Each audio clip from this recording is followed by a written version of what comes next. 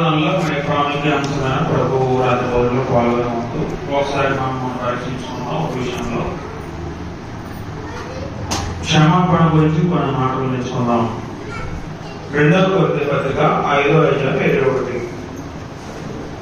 2వ కొరింథీ పత్రిక 5:21 చదువుకుంటే, దేవుడు తండ్రి దేవుడు మన పాపములు క్షమించబడాలని పాపమేలనే తన కుమారుడిని భూలోకి పంపాడు. ఒక వచనం చదువుకుందాం. 2వ కొరింథీ పత్రిక 5:21. ఎందుకనగా దేవుని నీతి ఎవరట్లు పాప వెలుగునాయను మన కోసము పాపముగా చేశాను.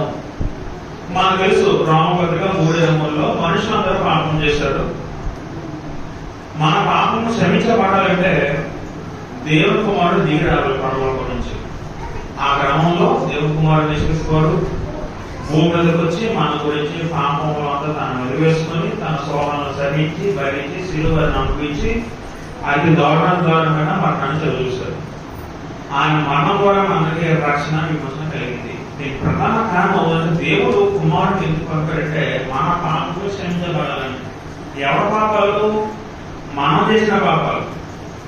పాపము చూస్తే పాపం అవుతుంది, పాపము చేస్తే పాపం అవుతుంది. అందరూ పాపము చేసి ఉన్నారో పాపం ఉంటుంది, పాపము చేస్తే పాపం అవుతాయి. జాగ్రత్త. పాపం అర్థం ఏంటి? మన క్రియలో చేసిన పాపం అవుతుంది. చిన్న ఎగ్జాంపుల్ చెప్తాను.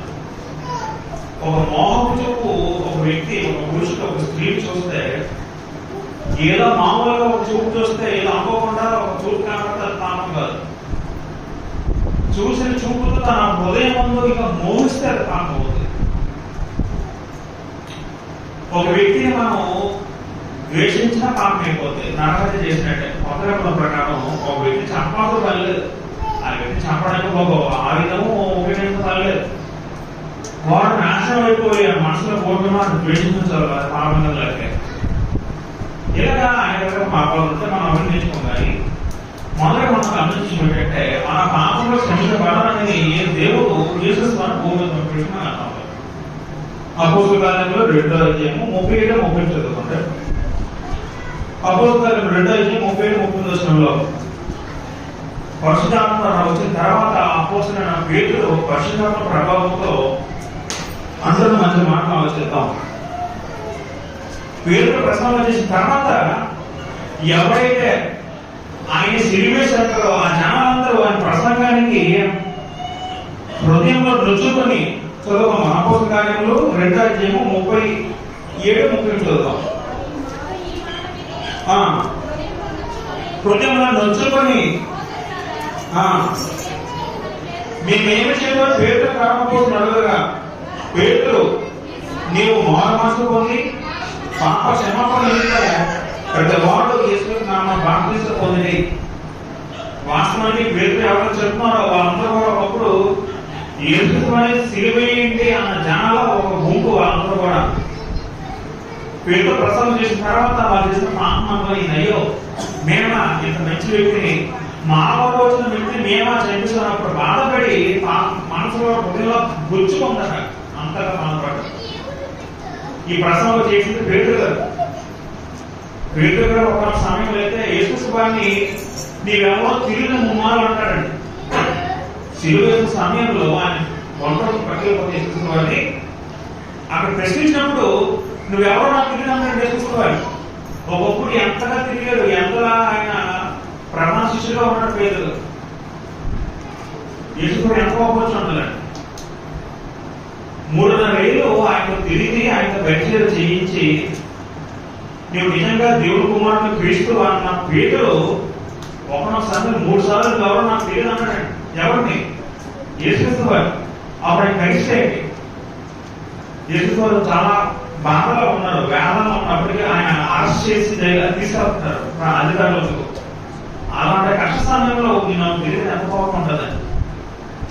ఆయన ఆ సమయం కూడా యేసువారు పేతురు క్షమించారు లేదా? క్షమించాడు. క్షమించకపోతే ఏమవుతుంది పేతురు పరిస్థితి? క్షమాపణ తర్వాత పేతురు ప్రసన్నం చేశారు. ఒక విషయం వీళ్ళని మనకు విషయం ఏం గమనించాలంటే, దేవుడు ఎంత గోడపాకైనా క్షమించే మనసు దేవుడు.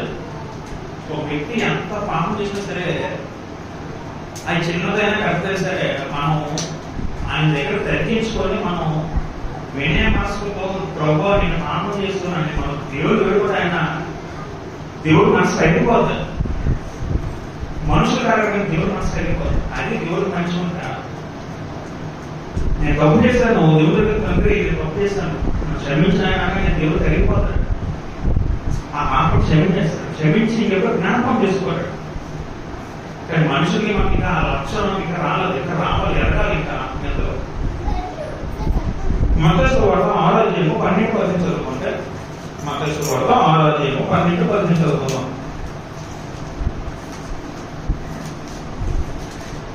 పేరు గారంతా యేసుని ఉద్దేశించుకోవాలి. ఆయన భూలోకం ఉన్నప్పుడు ఒక మాట అడుగుతారు పేరు. మత్తయి సువార్త 6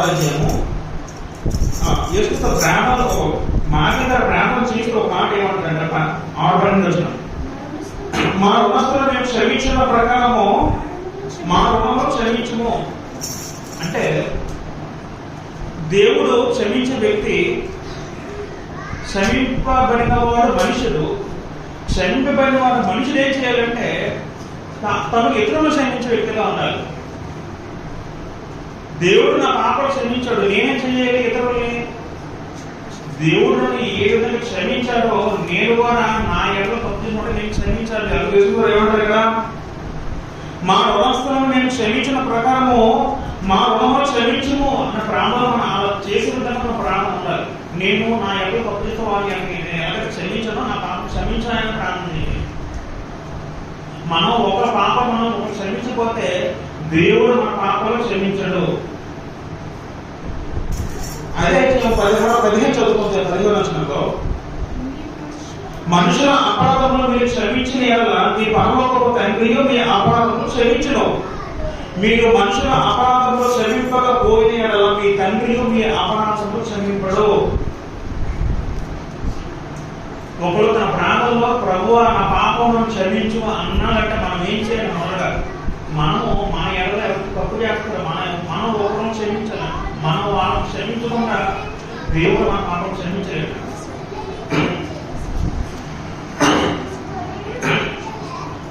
మత్తయి సువార్త 18 చదువుదాం. మత్తయి సువార్త 18 చదువుదాం. ఇక్కడ పేతురు గారు ఒకసారి వచ్చి యేసు గారు వచ్చి ఏమన్నారంటే, మత్తయి సువార్త 18 చదివితే, ఆ సమయమున పేతురు ఆయన ఎందుకు వచ్చి, ప్రభువా నా సహోదరుడు నా ఎడల తప్పిదం చేసిన ఎడల నేను ఎన్ని మార్లు క్షమింపవలను? 7 మార్లు మట్టుగా అడిగాను. పేతురు యేసు గారు వచ్చి, నాయన ప్రభువా నా సహోదరుడు నాకు తప్పు చేశాడు, నా ఎడల చాలా బాగుగా ప్రవర్తించలేదు, నేను ఎన్నిసార్లు క్షమించాలి అన్నప్పుడు ప్రభు ఏం చెప్పాడు? ఇప్పుడు అందుకు యేసు ఇట్లా నేను అంటే ఇక్కడ పేరు ఏమంటే ఎన్నిసార్లు క్షమించి 7 సార్లు సరిపోతా అంటే 7 సార్లు తర్వాత నేను క్షమించను అని పేరు ఉద్దేశం. అయితే ప్రభు ఏమంటారంటే అందుకు యేసు అప్పుడు ఇట్లా నేను 7 మార్లు మట్టుకు కాదు 77 మార్లు మట్టును నేను చెప్తున్నాను. నేను 77 అంటే అర్థం 70 ఇంటూ 7 7 అంతా 49. 70 ఇంటూ 7 అంటే 430 సార్లు క్షమించాలి. ఎవరైనా ఒక వ్యక్తి మన ఎడల తప్పు చేస్తే అమర్యాదలో ప్రవర్తిస్తే మనం ఏం చేయాలి? వ్యక్తిని 430 సార్లు క్షమించడానికి అర్థమేంటండి? ఇక్కడ అంకితం చేసుకుని రావట్లేదు, జీవితాంతం క్షమిస్తూనే ఉన్నాడు. మనం క్షమించినంత ఎప్పుడైతే క్షమించట్లేదో వ్యక్తిని అంతవరకు కూడా దేవుడు క్షమించాడు మనల్ని. అంటే మన దేవుడి సిస్టం అన్నది ఒక ఉదాహరణ చెప్తే యేసుక్రీస్తు అదే 18 అధ్యాయంలో 20 చదువుకుందాం ఒకసారి. ఒక ఉపమానం ఏముంటుందంటే ఆ 10 23 కావున పరలోక రాజ్యము తన దాసుల యొక్క లెక్క చూసుకోబడిన ఒక రాజును పోలినది. 24 అతను లెక్క చూసుకుని మొదలుపెట్టినప్పుడు అతనికి 10,000 తలాంతులు వచ్చి ఉన్న ఒకడు ఆమె ఏదో తేబడిలో అప్పు తీర్చుటకు వాని ఏదో ఏమీ లేనందున వాని యజమానుడు వానిని వాని భార్యను పిల్లలను వాని కలిగిన యావత్తుగా అమ్మి అప్పు తీసుకుని ఆజ్ఞాపించను. ఒక వ్యక్తి తన యజమానుడికి బాకీ ఉన్నాడు. ఎంత బాకీ ఉన్నాడు? ఆ అమౌంట్ ఎంతంటే 10,000 తలాంతులు అంట. 10,000 తలాంతులు అంటే ఇంచుమించు అంటే కేరళ తలాంత్ అంటే ఫుడ్ నోట్ లో 3,600 రూపాయలు అంటే అప్పుడు 10,000 తలాంతులు అంటే 3,60,00,000 రూపాయలు బాకీ ఉన్నాడు వ్యక్తి. ఎంత? 3 కోట్ల రూపాయలు బాకీ ఉన్నాడు వ్యక్తి. అప్పుడు ఆ వ్యక్తి అంత డబ్బులు చెల్లించలేడు. నాకు అంత డబ్బులు లేదు ఆశించినప్పుడు యజమాని ఏమంటాడంటే నీకున్నదంతా అమ్మి నీ భార్యలు నీ పిల్లలు నీ ఆస్తినంతా అమ్మి నాకు అప్పు తీర్చు, లేకపోతే నిన్ను నీవు బాగు నీ పరిస్థితి బాగుంది అన్నప్పుడు గుర్తించినప్పుడు ఈ వ్యక్తి ఏం చేస్తాడా? 20 రాసులు. కాబట్టి ఆ దాసుడు అతని ఎదుట సాగిలపడి మొక్కి నా ఎడల ఓర్చుకోను నీకు అంతయో చెల్లుతుందని చెప్పగా ఆ దాసుడు యజమానుడు కనికరపెట్టి వాడిని విడిచిపెట్టి వాని అప్పు క్షమించను. అప్పుడు వ్యక్తి మానవస్తుంది, ప్రభు నా దగ్గర డబ్బులు లేవు నాయన నన్ను క్షమించు అని వేడుకున్నప్పుడు ఆ యజమాని ఏం చేశాడంటే కనికరపడి క్షమించాడు. ఫోన్లే ఎంత క్షమించాడు? 3 కోట్ల రూపాయలు క్షమించాడట. మనం ఒకరికి 1,000 రూపాయలు ఇస్తేనే మనం తిరిగి రాకుండా మనం వదులుకోం, అవునా కాదు? 100 రూపాయలు వేయవలసంలా ఆ వ్యక్తి 3 కోట్ల రూపాయలు క్షమించినట్టే ఎంత గొప్ప మనిషి ఉండాలి. అయితే కింద చదువుకుంటే 15వ వచనంలో ఆ దాసుడు బయటికి వెళ్ళి తనకు 100 దేనారములు వచ్చి ఉన్న తన దోటి దాసుల్లో ఒకరు చూసి వాడు గుంటు పట్టుకొని నీ వచ్చిన చెల్లింపబడిన ఈ వ్యక్తి దగ్గర 3 కోట్లు అప్పు చేశాడు. ఎంత? 100 దేనారానికి 50 రూపాయలు అప్పు చేశాడు. ఈ వ్యక్తి ఏమో 3 కోట్లు అప్పు చేశాడు, ఆ వ్యక్తి క్షమించాడు. ఈయన దగ్గర ఏమో 50 రూపాయలు అప్పు తీసుకుని ఆయన క్షమించలేకపోయాడట. వాడిని గొంతు పట్టుకోరట, నువ్వు ఎప్పుడు చెల్లిస్తానన్నాడట. 50 రూపాయలు గొంతు పట్టుకుంటే 3 కోట్లు ఏం చేయాలి? కాలు చోటు ఏం చేసింది నాటకం. అలాంటి వ్యక్తి 50 రూపాయలు ఉన్న వ్యక్తి క్షమించలేకపోయాడు. ఆ వేసుకుని ఏమంటారంటే 29 30 వాడు ఒప్పుకోగా అచ్చిన చరిత్రకు మన చాలాసార్లు వేయించాను కాగా వాడి తోడుదాసు జరిగి చూసి మీకు దొక్కబడి వచ్చి జరిగినంత యజమాని వివరంగా తెలియదు. అప్పుడు 32 అప్పుడు మా నిజమాను వాడిని పిలిపించేసాడు. దోసరా నీ మన వేటుకుంటూ కనుక నీ అప్పంతా క్షమించి తిని నేను నిన్ను కవించిన ప్రకారం నీవు నీ తోడుకొని కవింపవలసి ఉండదు కదా అని వాళ్ళు చెప్పాను. అందుకో చేత మా నిజమాను పంపబడి తనకు వచ్చిన దాన్ని చెల్లించుడు బాగా మనం అప్పగించాను. 30 జాగ్రత్త 30 వచ్చిన మీలో ప్రతి వాడును తన సహోదరుని హృదయపూర్వకంగా క్షమించిన ఎడల నా పరలోకపు తండ్రియు ఆ ప్రకారం మీకు చేయను నేను. ఇప్పుడు ఈ ఉపమానంలో యజమానుడు యజమానుడు పరలోకపు తండ్రి. ఈ వ్యక్తి ఎవరండి? ఈ వ్యక్తి మనుష్యుడు. ఈ వ్యక్తి 3 కోట్ల తలం అంటే అర్థమైందంటే 10,000 తలాంతులు అంటే 3 కోట్లు అంటే మన పాపాలకి లెక్కలు అంతులే పాపం చేశాడండి ఈ వ్యక్తి. దేవుడు మనం చేసిన అన్ని పాపాలు క్షమించినప్పుడు మన ఎడలో తప్పు చేశారు కరెక్టే, వాళ్ళు తప్పు. మనం తిరిగి క్షమించకపోతే ఒక దేవుడు ఏం చేస్తాడు? తిరిగి మనం క్షమిస్తారా మనల్ని? మనం దొరకాలంటే చిన్న విషయం కావాలండి. మన రోజులు ఎన్నో పాపం చేస్తూ ఉంటాం, అవునా కాదా?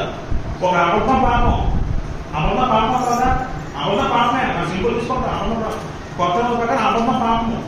మరి పాపం చదువుకున్నాడు ఏం చేయాలి? మనం ప్రార్థన చేయాలి. ప్రార్థిస్తే దేవుడు క్షమిస్తారా? ఎప్పుడు క్షమిస్తాడంటే నువ్వు ఇంకోరు క్షమిస్తే దేవుడి పాపం క్షమిస్తాడు. ప్రభు మనసు చదువుతాం, మీలో ప్రతి వాడును తన సహోదరుని హృదయపూర్వకంగా మీరు క్షమింపని ఎడల నా పరలోకపు తండ్రి ఆ ప్రకారం మీ ఎదురు చేయము. దేవుడు చెప్పిన మాట ఏంటంటున్నారా? నువ్వు చేసిన నీ ఎదురు చేసిన తప్పుగా క్షమించకపోతే ఆ తప్పు చిన్నదే, కానీ నువ్వు దేవుడు చేసిన తప్పు చాలా పెద్దది. ఎన్నో పాపాలు ఉన్నాయి దేవుడు అట్టేయాలంటే. దేవుడు నిశ్చిత మనం స్కాన్ చేసి పెడేస్తాడు మొత్తం. నువ్వు ఇన్ని పాపాలు చేసి ఒక రోజు ప్రతి లిస్ట్ చూపేస్తాడు. నేను నిన్ను క్షమించాలంటే నువ్వు నీ సహోదరుని క్షమించాలి. నువ్వు నీ సహోదరుని క్షమించకపోతే నేను క్షమించినట్టు దేవుడు. పిల్లగా క్షమాపణ అనేది క్షమించమని మనం కూడా కలిగి ఉండాలి. మన ఎప్పుడైనా క్షమాపణ మనం చూపించాలి. మనం క్షమించకపోతే దేవుడు పాపలు క్షమించదు. ఆ విషయం మనం జ్ఞాపకం చేసుకోవాలి. ఎబిసి పత్రిక 4:32 చదువుదాం. ఎబిసి పత్రిక 4:32 పౌలు గారు అంటారు, గట్టి చదువుదాం కొంచెం. ఎబిసి పత్రిక 4:32 ఒకరి ఎడల ఒకరు దయ కలిగి కరుణాహృదయులై క్రీస్తు నందు దేవుడు మిమ్మల్ని క్షమించిన ప్రకారము మీరు ఒకరొకరు క్షమించండి. మళ్ళీ ఏమంటారు పౌలు గారు? ఒకరెవరు దయ కలిగి కరుణాహృదయులై దేవుడు మిమ్మల్ని ఎలా క్షమించాడో మీరు కూడా క్షమించండి. తప్పులు చేస్తారు, అందరూ చేస్తారు, మనుషులు తప్పులు చేస్తారు, కరెక్టే. కాకపోతే మనం చేయవలసిన క్రైస్తవ బిడ్డగా దేవుడు చెప్పిన ఆజ్ఞ ఏంటంటే క్షమాపణ ఆజ్ఞ అంటే అది ఆజ్ఞ. నువ్వు క్షమించు. మనం ఒకరు క్షమించిన పక్క కూడా దేవుడు మన పాపలు క్షమించాడు. మనం అనుకోవచ్చు, ఆ దేవుడు మాకు ఎలాగ ఉంటాడంటే, అందుకే దేవుడు ఏం చేశాడంటే మనం అంటామని తన కుమారుడు పంపాడు. ఎవరు పంపారు? ఇసుకతో లోపల పంపాడు. ఇసుకతో క్షమించలేదు మనల్ని. నిజంగా ఆయన పంట బాధలు అన్నీ కాదని మన ఇంట్లో చదువుకోం. ఆయన ద్వారా ప్రపంచం నిర్మించబడ్డాయి. ఆయన దేవుడే ఉండేను. ఆయన లేకుండా ఏది కాదు. అలాంటి వ్యక్తినే సీరియస్ చెప్పినప్పుడు ఎన్నో మాటలు అన్నారు కదా. ఆయన గుద్దారు, ఆయన మమ్మల్ని ఉండి వేశారు. భౌతిక హింసకరణ మానసిక మాట్లాడ చూసి అది ఇంకా బాధపడ్డా. ఆయన శరీరంలో ఈయన రాజు అవహేళన చేశారు. సృష్టికర్త పట్టుకొని సృష్టికర్తలు సృష్టిని పడే స్పష్టమేమో ఆయన వ్యక్తించారు. ఆ దేశంలో కోపడితే ఏమవుతుంది? క్షమించిపోతే ఏమవుతుంది? ఆయన ఒక ఆజ్ఞిస్తే పర్వతం పైన అగ్ని దహించి వేసేది ఎవరు? నేను దహించలేదు. కానీ దేశంలో పని చేయలేదు. ఎందుకంటే ఆయన మాటలు ఏంటో మాట్లాడితే క్షమించాడు. ఈ పిల్లలు తెలియజేసే పాప క్షమించి దేవుడు వైపు తండ్రి వైపు ఉన్నాడు. ఆ సమయంలో కూడా దేవుడు ఏమో గొప్ప పాపడి పిల్లల అందరూ కూడా క్షమాపణ. ఆఖరి ఒక మాట చూపించాను, రామపత్రిక 12:19. మనం అనుకోవచ్చు కొంతమంది ఆనాడు ప్రకటన చదువుకుంటే ఆనాడు క్రైస్తవులకి చాలా హింస వచ్చిందండి. రోమిలేమో క్రైస్తవులు ఎక్కడ కనబడుతుంది వాళ్ళని చంపిస్తూ పరిచారు. ఎవరైనా క్రిస్టియన్ అనే మాట ఏమంటే ఆ కాలంలో రోమన్ ప్రభుత్వ టైంలో మరణశిక్ష నుంచి చంపేశారు. చాలా ఘోరతో చెప్పారు. వాళ్ళ కుటుంబం సహా బయటికి గీల్చి శిరఛేదనం చేసి తగబెట్టారు. ఘోరంగా హింసలు ఆ మతస్థానంలో. అప్పుడు ఎవరు తిరగబడలేదండి. క్రైస్తవులు కూడా ఎవరు తిరగబడలే. చాలా దారుణంగా వాళ్ళు దూషించారు. వాళ్ళ కుటుంబం నాశనం చేశారు. చాలా ఘోరంగా ప్రవర్తించి అయినా సరే క్రైస్తవులు ఏం చేశారంటే, ప్రభువా నువ్వు ఎలా చూసుకో. వాళ్ళు ఎందుకు ఆ మాట గుర్తొచ్చినట్టు ఒక మాట వాళ్ళు తెలుసు. ఏంటి ఆ మాట అంటే రోమపత్రిక 12:19. దేవుడు ఏమంటారంటే చదవం, ప్రియులారా మీకు మీరే పక్కనిచ్చుకోనగా దేవుడు ఒకరితో చోటేడి పక్క తీర్చుట నా పని, నేనే ప్రతిఫలిస్తున్నాను అంటారండి దేవుడు. ఎంత చక్కటి మాట. దేవుడు అంటే రోమపత్రిక 12:19 ప్రియులారా మీకు మీరే పక్క తీర్చుకోనగా దేవుడు ఒకరితో చోటేడి పక్క తీర్చడం నా పని, నేను ప్రతిఫలించింది ప్రభువు చెప్పుచున్న రాయబడి ఉన్నది. దేవుడు ఏమంటారంటే మనం అనుకోవచ్చు, మనం ఎక్కడ తప్పు చేస్తే మన ప్రతిఫలం ఎవరు ఇస్తారు? మనం ఏం గ్రహించాలంటే ప్రతి దాని కూడా లెక్క ఉందండి. దేవుడు వదిలిపెట్టడు. మనం విడిచిపెట్టే సరే దేవుడు విడిచిపెట్టండి. నేనే ప్రతిఫలిస్తాను. పగ తీర్చడం నా పని, నువ్వు పగ తీర్చుకోకు. నువ్వు ఆ పనులకు వెళ్ళదు. ఎవరైనా తప్పు చేస్తే క్షమించి వెళ్ళిపో. జీవితం మొత్తం క్షమించుకుని వెళ్ళిపో. మన జీవితం మొత్తం అదే ఉంటే క్షమించుకోవడం వెళ్ళిపోతూ ఉండవని. ఓ నిజంగా నాకు తప్పు అయినా సరే ఆ తప్పు ప్రతిఫలం ఎవరు ఇస్తారని చెప్పి దేవుడు చెప్తున్నాడు. నేను ఇస్తాను దేవుడు. నువ్వు ప్రతిఫలం ఇవ్వకు. నువ్వు పగ తీసుకోవద్దు. నువ్వు హాని చేయొద్దు. క్రైస్తవ మొత్తం ప్రేమతో ముడిపడి ఉందని. అంత ప్రేమతో ముడిపడి నిజంగా ఇటువంటి మాటలు బోధ ప్రపంచంలో ఎక్కడ ఉందని. నీ పొరుగుని ప్రేమించు, నీ శత్రువులు ప్రేమించు. ఎంత చక్కగా మాకు మీరు ఉండేవాడు. ప్రేమ మనం క్రైస్తవ్యాన్ని మనం మన అపరాధము సహోదరుని యోగపతి అంటాడు. మన సహోదరులు ప్రేమ పడబోతులు